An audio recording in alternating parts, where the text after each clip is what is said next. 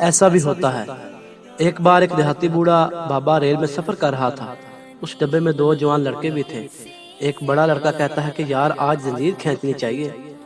छोटा लड़का कहता है कि बिला वजह जंजीर खींचने पर 50 रुपये जुर्माना होगा।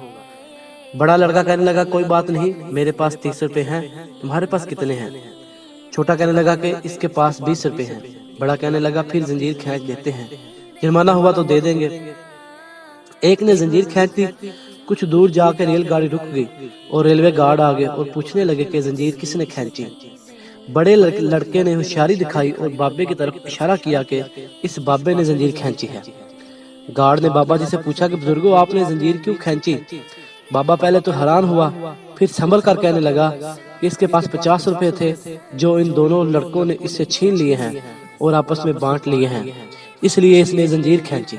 गार्ड ने लड़कों की तलाशी ली तो 50 रुपए निकले जो गार्ड ने बाबे को दिए और लड़कों को गिरफ्तार करके साथ लेके। तो दोस्तों, जो दूसरों के लिए गड़ा खोता है खुद इसमें गिरता है।